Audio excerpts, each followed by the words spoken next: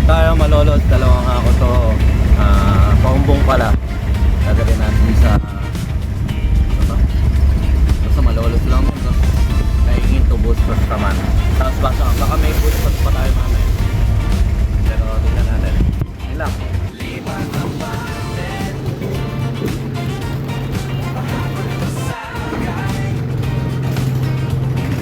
Pinakadaungan sa kaya papuntang isla to, San Jose.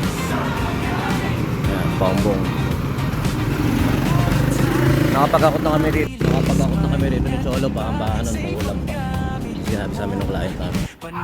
Yan, may mga nakasabay tayong magbaba ng mga school supply na mamimikilo sa mga isla at kakain muna tayo dahil matagal pa yung hinihintay natin.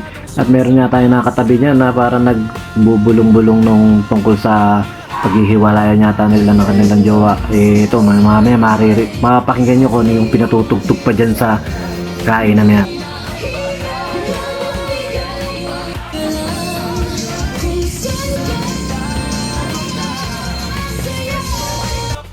Yan, 5:30 pa lang nang umalis na ako rito. 6 nandiyan dyan dahil 7 niya ang usapan namin. Pero yun nga, late nga sila dahil nga meron mga inihintay pa. At ito'y pinakamatagal namin hintay yung rep na yan.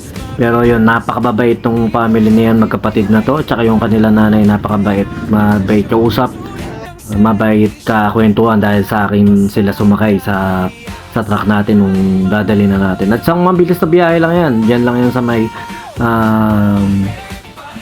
sumapang matanda. Ayan, natin dinala. Sa mga bilisan, tinulong-tulungan na rin natin magbababa ng konti para kahit paano mabilis. Dahil nga may hinahabol na tayong isang oras dahil meron pa tayong isang client na kausap.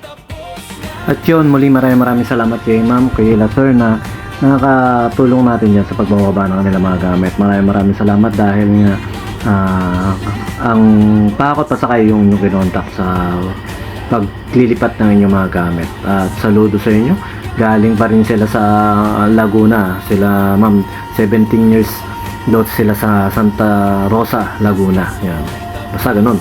At yun, muli sa mga tropa natin dyan, Pahakot Pasakay at Medium Light Sounds. Like po yung aming page at maraming salamat sa mga tropa natin nagla-like nga ng ating mga page. Maraming salamat sa inyo. Sumayin nyo kapayapaan, peace with you, God bless. Malapit na eh. Oo, malayo pa pala binubuhatan nyo kaya ang tagal pa. Lipat apartment, Pahakot, Pasakay. Thank you ma'am.